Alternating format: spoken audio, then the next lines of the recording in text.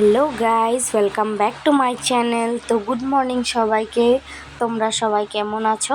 আশা করছি ভালো আছো। আমিও অনেক ভালো আছি।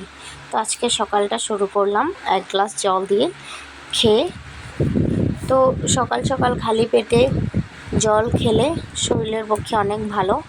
তো আমিও এক গ্লাস জল খেয়ে নিলাম। তো এখন একটু চা খাবো। তো আমি দুধ চা খেতেই পছন্দ করি, র চা আমার একদমই ভালো লাগে না। আবার আমাদের বাড়িতে আমার বর, আমার শ্বশুর শাশুড়ি ওরা সবাই র চা খায়, তাই জন্য আমি বেশিরভাগ টাইম চা খাই না।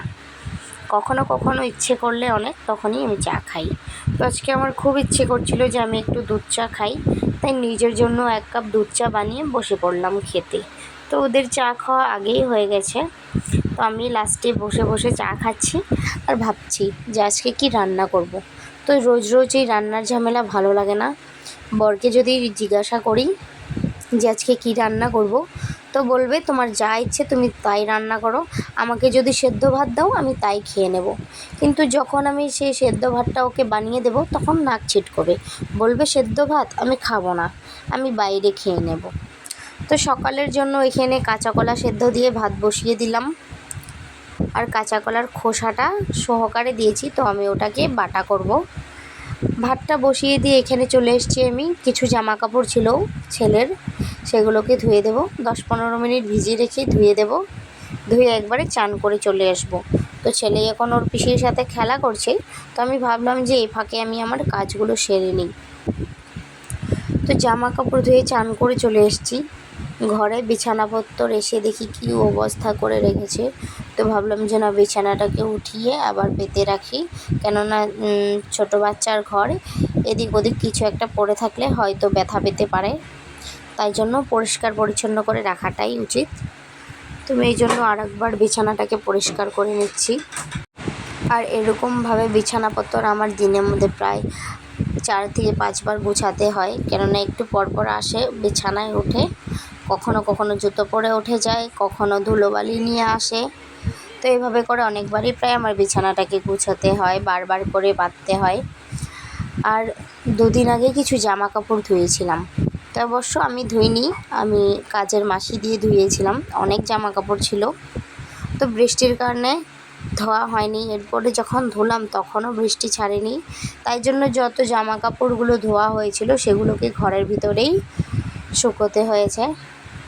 যখন সব জামা কাপড়গুলো আমি বসে বসে এখানে ভাঁজ করব, কেন যদি ভাঁজ না করি ধোয়া আধোয়া জামা কাপড় একসাথে হয়ে যাবে। আর আমার বর এসে বলবে যে তুমি সারাদিন কি করেছো, জামা কাপড়গুলো গুছোতে পারো নি। তাই বর আসার আগে আগে কাজগুলো করে রাখি, না হলে আবার বলবে। তার ওই যে দেখো আমার ছেলে কি করছে দেখছো, ব্যাগের ভিতরে খেলনাগুলো ভরছে। আমি গুছিয়ে রাখি, আর একটু পরে পরে আসে জিজ্ঞাসা করবে, ও মা এটা কি, এইভাবে করে জিজ্ঞাসা করবে। তো এখনও কথা ভালো করে ফোটেনি, এরপরও মা, বাবা, দাদা, দিদি ভাই, মাসি এগুলো ডাকতে পারে একটু একটু।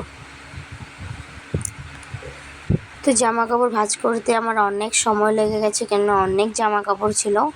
তো রান্না করব আজকে মাছ, তো মাছ এনে রেখে গেছে একটু আগে। তো খুব একটা দেরি হয়নি আজকে, প্রায় 11টা মতো বাজে গেছে। তো একটু দেরি করে রান্না করলে কিছু হবে না, খেতে খেতে তো সেই 3টে 3:30 হবে। তাই ঘরের কাজগুলো আগে সেরে নিলাম, এরপরে রান্নাঘরে এসেছি। এসে প্রথমে এখানে মাছগুলো ধোয়া ছিল, ধুয়ে রেখেছিল ননদিনী। তো আমি এখানে মাছ ভাজা বসিয়ে দিলাম, আর এক সাইডে বসিয়ে দিলাম ঢেঁড়স ভাজা। তো আজকের ঢেঁড়স ভাজাটা একটু অন্যরকমভাবে করেছি, একটু পেঁয়াজ দিয়ে। আর মাছটা বানাবো আলু আর কচু দিয়ে। তো মুখে কচু দিয়ে আলু দিয়ে মাছের ঝোলটা করব। আর আজকের যে মাছের ঝোলটা এত টেস্টি হয়েছে, এত টেস্টি হয়েছে, মুখে লেগে থাকার মতো। আমার বর খেয়ে বলছে, এই মাছের ঝোলটা তুমি রান্না করেছো না? আমি বলেছি হ্যাঁ। তুমি কিভাবে বললে, কিভাবে বুঝতে পারলে যে আমি বানিয়েছি? ও বলছে যে তোমার হাতের টেস্ট আমি বুঝতে পারবো না? আমি অনেক ভালো করেই বুঝতে পারি যে এটা তোমার রান্না করা। তো আমি দুভাগে দুবেলার জন্য এখানে বেড়ে রেখেছি, না যেহেতু অনেক গরম পড়েছে, গরমে নষ্ট হয়ে যেতে পারে। এখানে আমার ভাতটাও কমপ্লিট, আমি মার ছেঁকে নেব।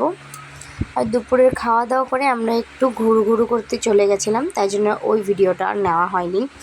কারণ আমার ওই যে আরেক ননদ এসেছে ওর ছেলেকে নিয়ে, তো একটু ঘুরু করে এই যে দেখো দুপুরের সবজি দিয়ে রাতে খাবারটা খেয়ে নিলাম। তো আজকের মতো ভিডিওটা এখানেই শেষ করলাম। ভালো লাগলে অবশ্যই লাইক কমেন্ট শেয়ার করে পাশে থেকেন। Thank you.